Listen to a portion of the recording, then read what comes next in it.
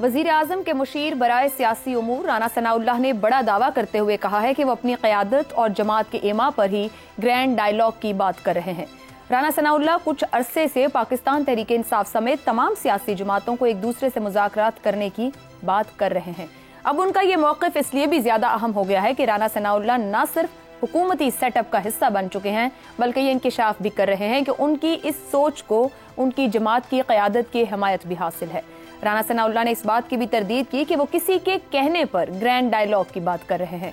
राना सनाउल्लाह के मुताबिक सबसे पहले सियासतदान आपस में सर जोड़कर बैठें, बाद में इदारों की बात आएगी। उन्होंने दावा किया कि इस बारे में नवाज शरीफ और शहबाज शरीफ का भी मौक़िफ़ एक ही है। दूसरी तरफ बिलावल भुट्टो जरदारी ने भी कहा है कि महंगाई, गुर्बत और बेरोजगारी अवाम का मसला है। अगर सियासतदान आपस में बात नहीं करेंगे तो ये मसाइल कैसे हल होंगे? एक तरफ अगर मुल्क की दो बड़ी सियासी जमातों की सोच ये है, तो दूसरी जानिब पाकिस्तान तहरीक इंसाफ के तर्जुमान रऊफ हसन ने फिर वाज़ेह किया है कि पीटीआई राना सनाउल्लाह की ग्रैंड डायलॉग की पेशकश को मुस्तरद करती है। बातचीत सिर्फ उन्हीं से होगी जो ताकत का मंबा है। रऊफ हसन कह रहे हैं कि जिनसे बातचीत करना चाहते हैं उनकी तरफ से कोई इनकार नहीं, इनकार इकरार में बदल जाता है और बिल्कुल बदलेगा। एक तरफ पीटीआई तर्जुमान इनकार को इकरार में बदलने की बात कर रहे हैं, मगर इनकार इकरार में कैसे बदले जब अस्करी क़यादत 9 मई का 1 साल होने पर फिर अपनी सोच भरपूर तौर वाज़ेह कर चुकी है। दूसरी तरफ आज ही पीटीआई के चेयरमैन गौहर खान ने बानी पीटीआई से मुलाकात के बाद मीडिया से गुफ्तगू में कहा है कि चेयरमैन पीटीआई ने मुतालबा किया है कि जिस तरह उनको गिरफ्तार किया गया उस पर उनसे माफी मांगनी चाहिए, बजाय इसके कि वो किसी वाक़े पर माफी मांगे। बानी पीटीआई के इस मुतालबे पर इस वजाहत की जरूरत नहीं कि उनका मुखातिब कौन है। ये सारी सूरत हाल बहुत से अहम सवालात को जन्म दे रही है। जैसे एक तरफ मुल्क की बड़ी सियासी जमातें पीटीआई को मुज़ाकरात की दावत क्यों दे रही हैं जब पीटीआई बार बार इस पेशकश को मुस्तरद कर रही है। इसी तरह सवाल ये भी अहम है कि पीटीआई जहां ताकत का मंबा करार दे रही है, उनसे मुज़ाकरात के लिए अपने मौक़िफ़ में लचक लाने के बजाय अपने लहजे में मजीद तलखी क्यों ला रही है। इन्हीं दोनों क्यों के पीछे क्या छुपा है, यही पैनल से जानने की कोशिश करेंगे। पैनल में हमारे साथ हैं हसन निसार, शहजाद चौधरी, अबसार आलम और जैगम खान। आप चारों के लिए प्रोग्राम का पहला सवाल। मौजूदा सियासी सूरत हाल, सबका मौक़िफ़ सबके सामने, क्या ग्रैंड डायलॉग मुमकिन हो पाएगा? हसन निसार साहब, सभी इस बात पर गुफ्तगू करते हैं, राय देते हैं कि मामलात का हल, तनाज़े का हल बातचीत और मुज़ाकरात में है। अभी जो पॉलिटिकल सिचुएशन और जैसे स्टेटमेंट से आपके सामने रखे, आपको लगता है कि डायलॉग की तरफ जाया जा सकता है? अगर हल यही है तो क्या पॉलिटिकल लीडरशिप के लिए इम्कानात मौजूद हैं कि बैठ जाए और इस तरफ बढ़ जाए? देखें, पहली बात यह है मैं वो मैथमेटिकल किस्म का मेरा जहन नहीं है। मैं एक असूली बात करता हूँ, तारीखी बात करता हूँ, जितनी कहें शहादतें पेश कर देता हूँ। ग्रैंड डायलॉग या तो ग्रैंड लोगों के दरमियान होता है, ये ज़हन में रखना। ग्रैंड का एक मतलब है, या किसी ग्रैंड ट्रेजेडी के बाद, अब मैं वो लफ्ज़ नहीं इस्तेमाल करना चाह रहा, जिन हालात में बैठना पड़ता है, जैसे first world war, second world war, पीछे जाएं, मैं ज़्यादा मिसालें नहीं दूंगा वरना मुक्ति नहीं। अमीर तैमूर ने भी बायज़ीद यलदरम को मकालमाती किस्म की सफारत भेजी। जवाब ऐसा था, मैं बयान नहीं कर सकता। ठीक है, एक बात ज़हन में रखें, बायज़ीद यलदरम एक ऐसा आदमी था ऑटोमन्स का जिसने कभी शिकस्त नहीं देखी थी। He was never defeated। दूसरी तरफ अमीर तैमूर एक ऐसा आदमी था जिसके बारे में हेरल्ड लैम लिखता है द अर्थ शेकर। ठीक है, दोनों बातें ठीक। तो अच्छा, ये फॉल ऑफ ढाका या इस तरह के वाकयात के बाद तो फिर वो और तरह की सूरत होती है। नतीजा उसका क्या निकला था? अमीर तैमूर का और उसका ऑटोमन एम्पायर का सुकूत, चंद साल सुकूत। हमारे यहां भी रौला असूलों का नहीं है, बिल्कुल नहीं है। सबको सब कुछ पता है। ये तो बड़े दाना लोग हैं, हुक्मरान है तो फलां तो सियासतदान है। ये तो आम आदमी से पूछ लो, पता है अपने मसाइल का सब कुछ। सो रौला असूलों का कम, बनाओं का ज्यादा हो। ये मसला। दूसरी बात, मकालमा होगा जरूर, ये भी लिख के रख लें, लेकिन किन हालात में, किस कीमत पर, ये मैं नहीं जानता। इसके लिए को वली अल्लाह चाहिए। हसन साहब, एक कमेंट कीजिएगा, ये जो हुकूमत की तरफ से बड़ा जोर है, जो सियासी जमातें बैठी हैं कि आए आए बात करें, बार बार कह रहे हैं, वो तो यहां तक भी कहते हैं कि चलें बानी पीटीआई की रिहाई, जो राना सनाउल्लाह का स्टेटमेंट एक इंटरव्यू में, वहां तक की बात करते हैं। वो कुछ आने वाले दिनों को सोचकर या पीटीआई की कमजोर पोजीशन देखकर एक एज लेना चाह रहे हैं? लगता क्या है, इसके पीछे क्या है? नहीं, कुछ भी नहीं, कुछ भी नहीं। ये एम ही एक ढकोसला है। अच्छा। काउडू छलांगे मार रहा है कि मेरी आलम चन्ना से गुफ्तगू। क्या है इनकी औकात? हुकूमत कौन लोग हैं? हुकूमत है इस वक्त। वो हुकूमत है, और हुकूमत के याद रखें, हुकूमत होती है। इनके पल्ले क्या है? इनकी औकात क्या है? इनका इमेज क्या है? इनकी पसंदीदगी, इनकी कबूलियत कितनी है? यार लेट्स फेस इट, हुकूमत तो फिर ब्रिटिशर्स की भी रही है, मगर रास्ते तो सर हुकूमत ही बनाया करती है ना। हमेशा जिम्मेदारी हुकूमत पर ज्यादा डाली जाती है जब भी ऐसा कोई मामला हो, मामला हल ना हो रहे हो। चलें फिर आप करके देख लें। ठीक है, माशाल्लाह, दुरुस्त है। शहजाद साहब, ओके शहजाद साहब, ठीक है शहजाद साहब, 9 मई का 1 साल हो गया। अस्करी क़यादत की तरफ से भी, आर्मी चीफ ने भी खुलकर मौक़िफ़ रखा सामने। अब वहां से एक ही बात दोहराई जा रही है, ताकत के मंबे से मुज़ाकरात की ख्वाहिश कहा जाए या हसरत कहा जाए, बल्कि अब तो ये भी कह दिया कि हम क्यों माफी मांगे दूसरे, मुतालबा ये कर दिया गया है। लहजे क्यों इतने तल्ख हैं? क्या पीटीआई को इसमें कामयाबी का कोई इम्कान नजर आता है? अभी इससे भी आगे उनको कोई दबाव डालना है? जरा थोड़ी देर के लिए ये सोचें कि क्या इन दोनों के बीच में अगर कोई मुज़ाकरात होते हैं या किसी किस्म का फाहम तफहीम होती है तो किस बुनियाद पे होगी, और अगर उस किस्म की कोई चीज हो भी जाती है तो उसका क्या नतीजा निकलेगा। यानी जहाँ आपके मुल्क के हर तरफ, चारों तरफ एक आलूदगी का माहौल है, एक ऐसा माहौल है जो कि जिसने उलझाया हुआ हर चीज को, तो सिर्फ दो फरीकों के बीच में जो डायलॉग है, जो बातचीत है, वो कैसे मामले को हल करेगी। अफसोस से मुझे ये कहना पड़ता है, अपने तौर पे मैं बात कर रहा हूँ, मुझे ये मानना पड़ता है और कहना पड़ता है कि हम एस्टैब्लिशमेंट भी अब एक फरीक बन चुकी है, जो कि कभी भी नहीं होना चाहिए था, कभी भी नहीं होना चाहिए था।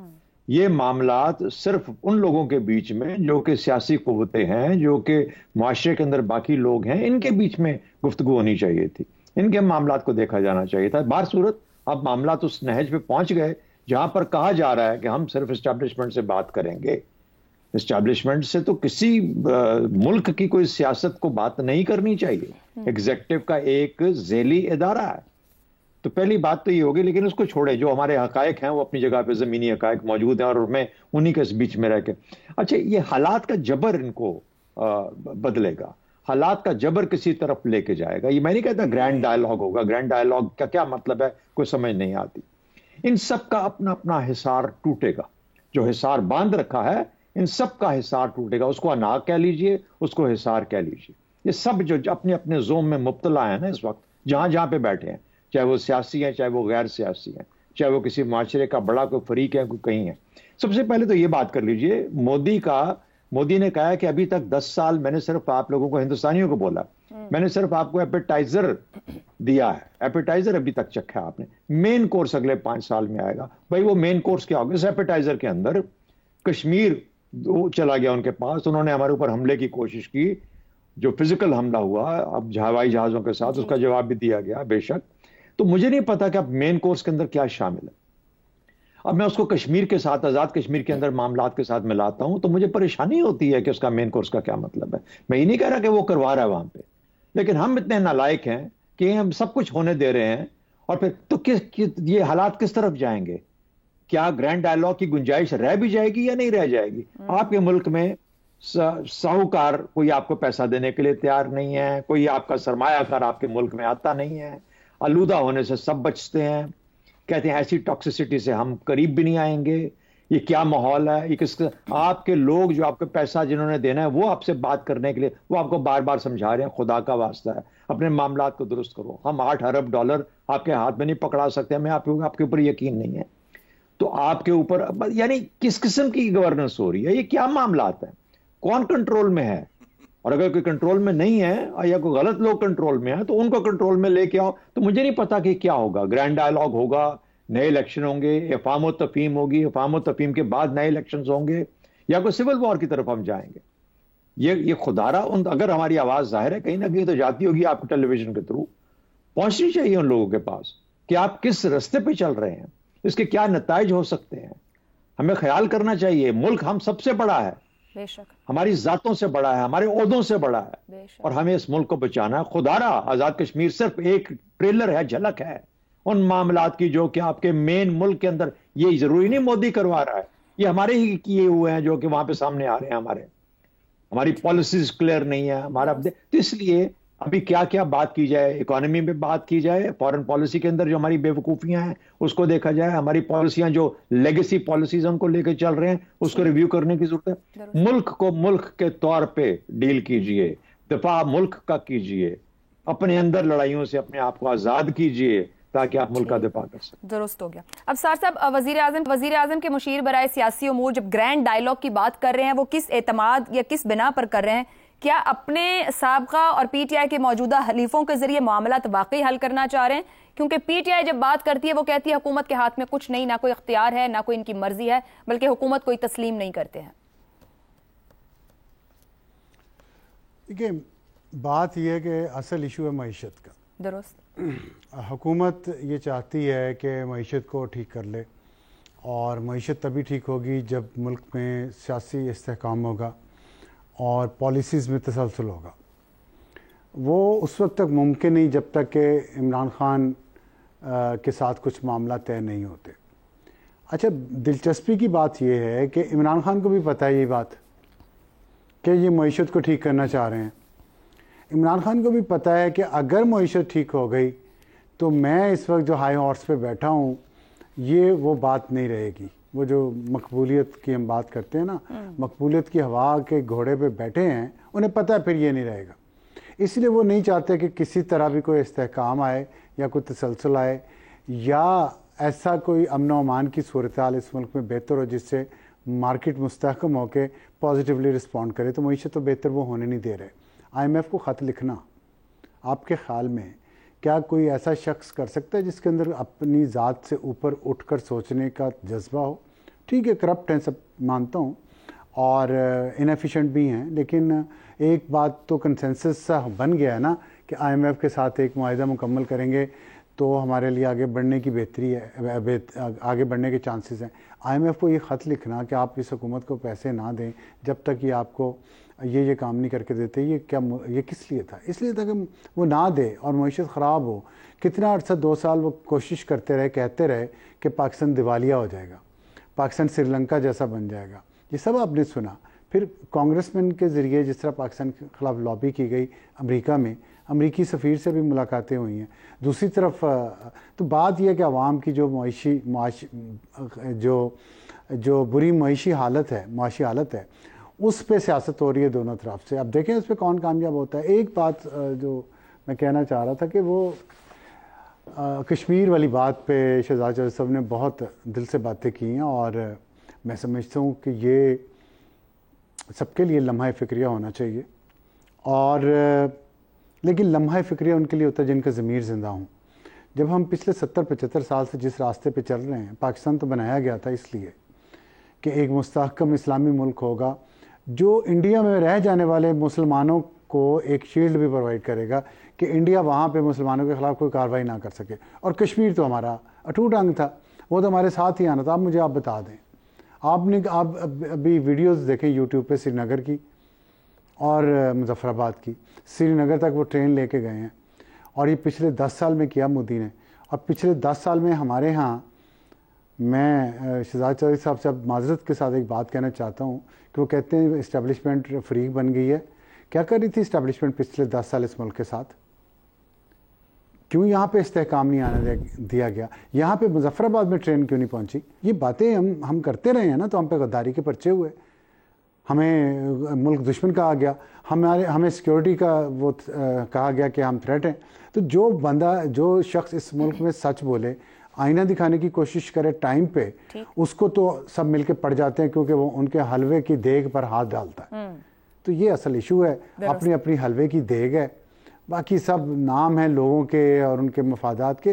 तो ये मुझे तो बड़ी मायूसी है इस बात पे, ये कश्मीर वाली जो बात की है, ठीक है, बिल्कुल सही दुरुस्त बात की है। दुरुस्त। क्यों उस पर, लेकिन आप सोचे ना कि 10 साल उन्होंने क्या किया और हमने क्या किया, उनके पिछले 20 साल देख लें। ठीक हो गया जी। मनमोहन सिंह और मोदी 2 वज़ीर आज़म आए हैं और हमारे यहाँ देख लें, बस इसी में जवाब है हर बात। इसी में जवाब